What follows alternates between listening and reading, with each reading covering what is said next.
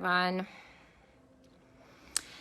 Oh, great goodness. It is 8:42 New York time, and I got to my regular unit, and they took my patient away, my black guy. And now I'm getting switched units. This is exactly what happened before at the other hospital. As soon as I told somebody, and like management, and tried to advocate for my patient, they take the patient away from me and then they move me. So like I legitimately don't even know what to do anymore. Like even the advocacy groups don't give a shit about these people. Like literally, like Black lives don't matter here. And I mean, that's pretty sad that somebody who is white and lives hundreds of miles away from the city gives more of a shit about these people than the actual people in this city. Like, for real. Like, I had a complete breakdown yesterday because, you know, I missed an important email to do a revision on my proposal, so my proposal got canceled because I was trying to advocate for my patient and talk to management here and get the care that he needs because he's being medically mismanaged. And I just had a complete fucking breakdown because, you know what, my entire proposal got canceled because I, you know, wasted my time advocating for a fucking patient who's just gonna die anyway. You know, and sure enough, they take the patient away from me, and then almost 2 hours into the shift, they switch me units. This is exactly what happened at the other hospital when I was advocating for the little Hispanic lady. You know, guys, here's the thing. Let me try and put things into context for you, okay? I know not everybody's gonna live. I'm not that fucking green or ignorant or, you know, bright-eyed and bushy-tailed to think that, okay?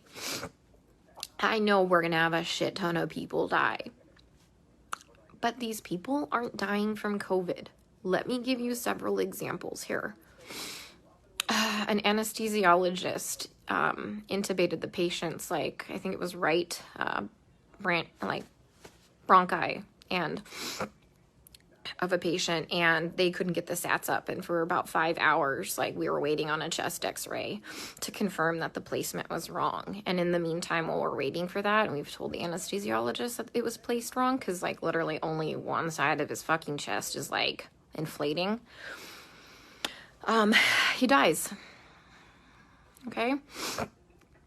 A patient had a heart rate of 40, and the resident started doing chest compressions on him, which is not what you do.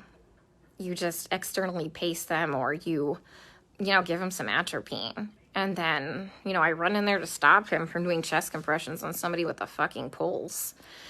And then he decides to push epi. He throws some pads on him to defibrillate the guy in bradycardia. Okay, he has a heart rate of 40 and a stable, you know, bradycardic rhythm. We just need to give him some atropine and pace him. He fucking defibrillates him and kills him. And I was literally ran out of, like, the patient's room to get, like, the director of nursing who was standing out there. And I'm like, can you stop him? He's going to kill that patient. He's going to kill that patient if he defibrillates him with bradycardia and a heart rate of 40. And the director of nursing just shook his head. And I turned around and he killed the dude. Okay? There was a nurse who placed an NG tube into some guy's lungs and filled his lungs with tube feeding. There was a nurse who confused a long-acting insulin with a short-acting insulin and gave 30 units of a fast-acting insulin and killed the guy.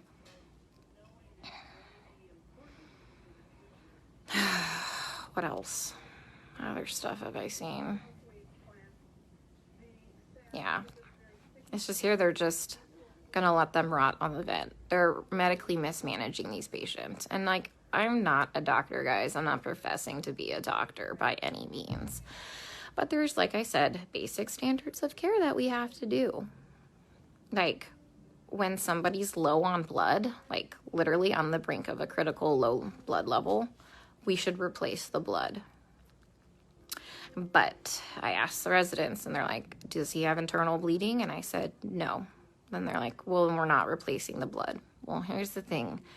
In these COVID patients, they all eventually need a blood transfusion. Their blood, like, if you don't have enough blood to actually oxygenate your body, the vent settings don't fucking matter, okay?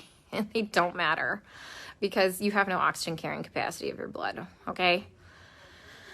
I told you about the patient where, like, all that, like, purulent drainage just kept seeping into his lungs because the ET tube cuff was leaking, and nobody has a fucking manometer here to check the pressures. And I finally figured that out. And I kept saying, hey, you know what? His white blood cell count is steadily, like, you know, we're having a problem with it. Like, do you want to start some antibiotics?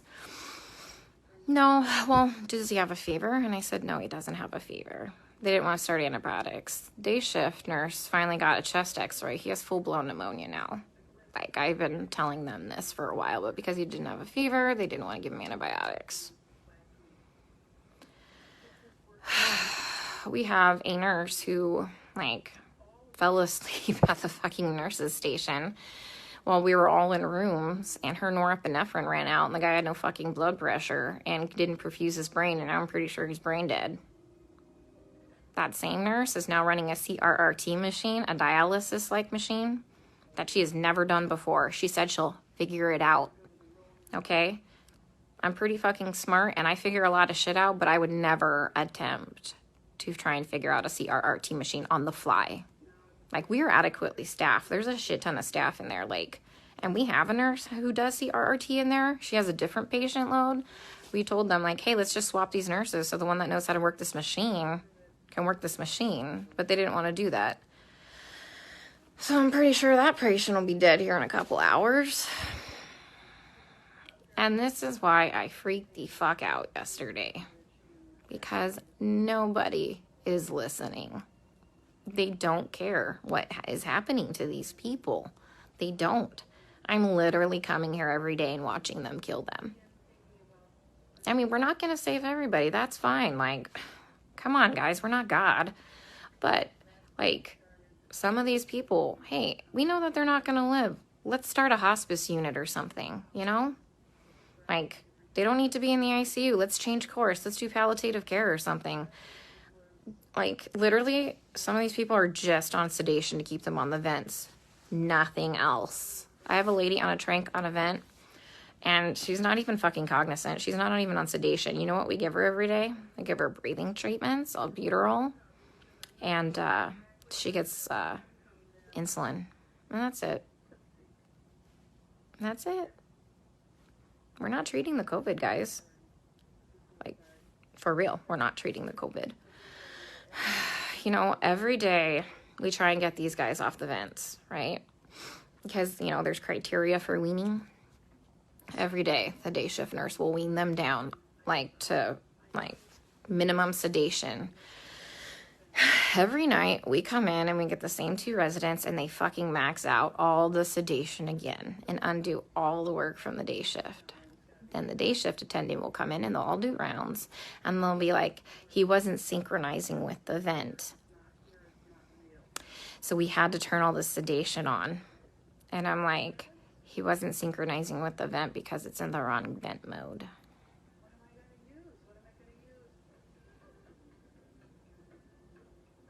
So I legit don't even know what to do anymore. Like, I tried calling advocacy groups. I tried talking with management here, like the nursing admin. Like, nothing. Nobody's doing anything.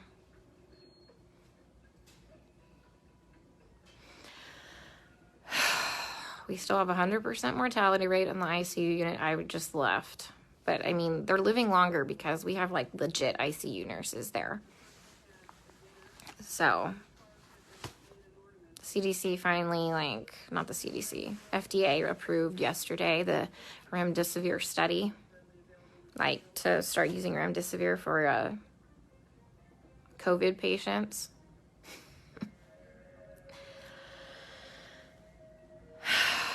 Guys, I don't even know what to do anymore. And this is why I had a complete fucking breakdown. Like, I literally had to call my friend Lisa and FaceTime her, and she answered the fucking phone while she was in the shower because she, like, knew I was having a hard time to talk to her, because it's like going in the fucking Twilight Zone. Like, everyone here is okay with this. Look, the only way I can kind of put this into context for everybody is, and this is going to be kind of an extreme example, this is, like, really the only thing I can come up with. It's like if we were in Nazi Germany and they were, like, taking the Jews to go put them in a gas chamber, I'm the one, like, there saying, hey, this is not good, this is bad, this is wrong, we should not be doing this. And then everyone tells me, hang in there, you're doing a great job, you can't save everybody, you're amazing, you're a great nurse. Guys, I know I'm a fucking good nurse. I know I go in there and I give it 500% every day. I know I'm not being negligent. Okay, I fucking know that. What I need is someone to help me save these people from being killed. Okay, from gross negligence and complete medical mismanagement. And no one is listening to me.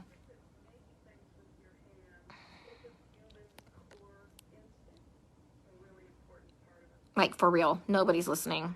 I even tried getting a hold, like, of black advocacy groups here. They just put me on hold or hang up on me. Tried talking to management. Now I got moved units.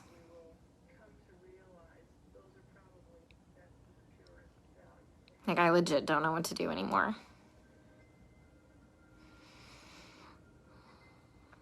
Can someone come up with, like, some type of a solution for me? Because I'm kind of out of ideas.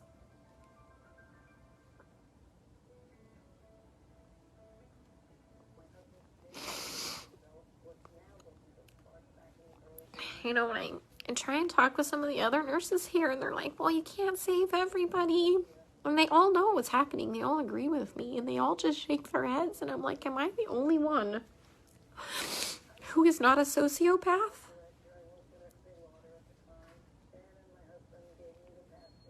To think that this is okay?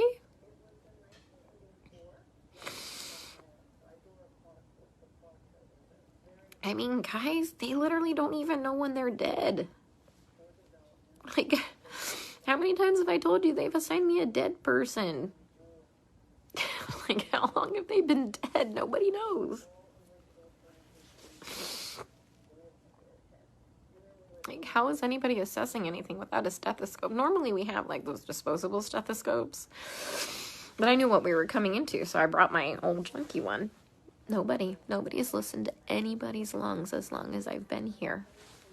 Even with disposable stethoscopes.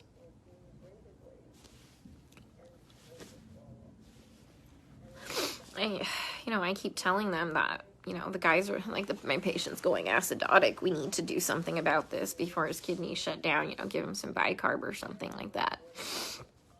And this is what they do. They let the patient's blood get acidotic. Their kidneys shut down, and then at the last minute, another fucking trauma. This is like the 5th fucking trauma tonight. Some dude got fucking shot in front of the hospital. Like, 2 to the chest and 2 to the abdomen. What the fuck is wrong with these people? Yeah, so anyways, kidneys shut down, and at the last fucking minute, they finally decide to run bicarb. So they run 5 liters of bicarb into a person who's gained 20 pounds of water weight and completely throw him into heart failure, and he dies several hours later. That was one of my patients. So I let them know. Like, they had me start the bicarb, like, before I left one night, and by the time I had come back in, the next shift, he was dead. And they assigned him to me, and he was already in a body bag. Like, guys, they're not dying of COVID, okay? Like, yeah, people are gonna fucking die of COVID. Like, yeah, some people legit will end up with multi-organ failures and will legit throw the clots and kill them, like, and die, people. I fucking know this. I'm not, like, some fucking new grad, okay? That's gonna save everybody in the world, okay? I am literally telling you that they're murdering these people, and nobody will listen to me. I mean, like I said, I'm not a doctor, but I'm pretty sure that when you defibrillate somebody with a heartbeat of 40 in a stable rhythm and you kill them, that's murder. And I'm pretty sure that when you put somebody's PEEP up to like 25 and PEEP doesn't go past, I think, like 15, 20, and you blow their lungs out and they die, I'm pretty sure that's murder. You know, I mean, I've just watched a doctor drop a central line and fucking rupture like the subclavian like vein, and the guy fucking bled to death.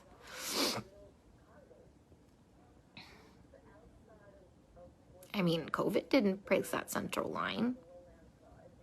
COVID didn't kill that guy. I mean, he was a COVID patient. I mean, every single patient I've taken care of, guys, is a COVID patient. Like, I've never had a non-COVID patient, okay? I mean,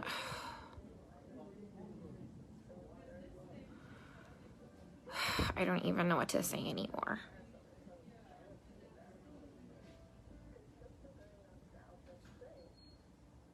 So, and that's why I got upset yesterday, because nobody's listening.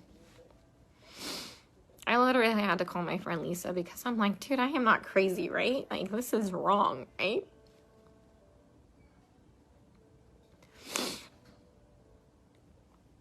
Oh, God.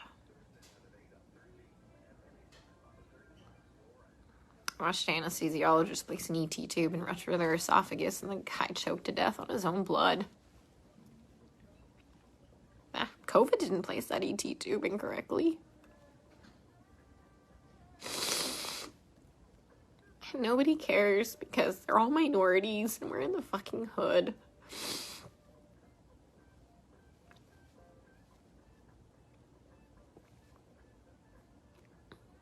You know, and that's just not okay.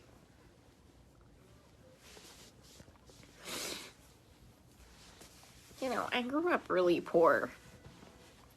And so I know what it's like to be, like, completely forgotten and for nobody to advocate for you. And that's why I get really upset, guys. Because, like I said, I know that a lot of people are gonna die, but, you know, COVID didn't cause that pneumo. And incorrectly placed ET tube placed that pneumo, and then they wouldn't let me fix it. Like, all I had to do was, like, adjust it. And they wouldn't let me do it.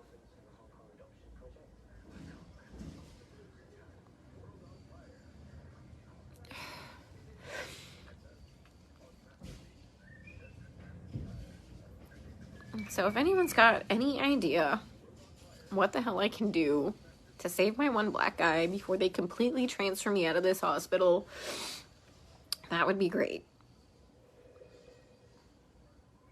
Because he's mentally there. When he sees us come in, his heart rate and his blood pressure drop up. And he doesn't sync with the vent. Because he can see us. And when we leave, he calms down again. He just physically can't communicate with us. Like I told you, I had Stephanie explain to him what was happening to him because you can't hear me very well through a respirator. Plus, I'm sure that respirator is probably scary. Especially if you're kind of out of your mind from all the sedation. But he's a cab driver and lives a couple blocks away from here.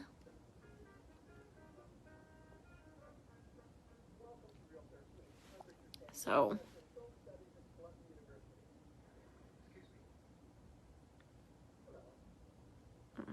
he has some family, but the problem is it said 99999 for the phone number, and I didn't get the address before, like, I abruptly got moved. I'm sitting in the vending machine room because it's nice and cool. I'm in between units right now, so they haven't realized I'm gone. I figured I'd have a mini meltdown and then get my shit together because I've never been to the other unit. Mind you, I've been on this unit the whole time, and whatever, I'm flexible. But once again, you know, I talked to admin. Next day I got moved. That's what happened at the other hospital. They don't care what's happening to these people. And I just have to keep watching them die. And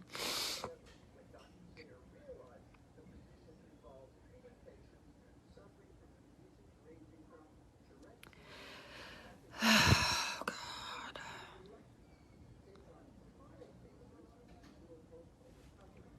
There's like this weird telenovela on. I think it's about a dog.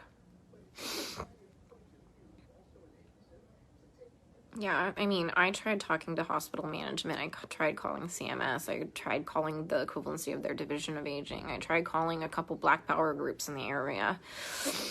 Who else? I mean, this took several hours. This is why I missed that email for the revision for my proposal. Because, like, fuck, guys, I tried contacting a newspaper. Nobody called me back.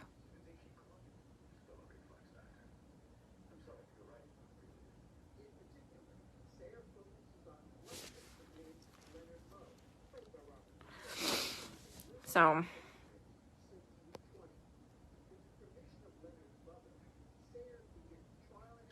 yeah, Stacy, fuck. You'd probably lose your mind because you're not a sociopath thinking this is all okay. That's just weird, guys. They're all okay with it. Like, I tell you, we get on the fucking bus and we go into the twilight zone here. Like, how do you not know when your patient is dead? For real. I mean, back at the other unit when shit was just crazy and bodies were just fucking dropping, yeah, I can understand that. But guys, you have that shit ton of staff. Like, yeah, we have hundreds of extra nurses that are still here that are not part of hospital staff managing these patients, but we're on top of it now. We're on top of it now. There's no reason to not know when your patient's dead. I mean, there's no reason you should be managing a dialysis machine never knowing how to use a dialysis machine when there's a dialysis nurse in there.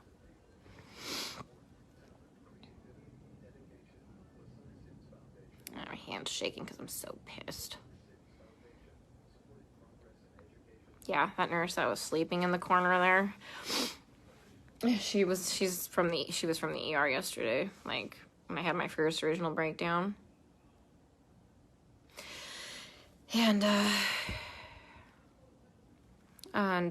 she's like, well, they don't just unnecessarily intubate them. They try and, would you bypass? I'm like, girl, I am not fucking green. I know some, like, people need a tube dropped, okay? Like, I'm not saying that. Like, at the other hospital, they were doing unnecessary intubations because they had no fucking clue how to put the vent into CPAP or BiPAP. Yeah, I mean,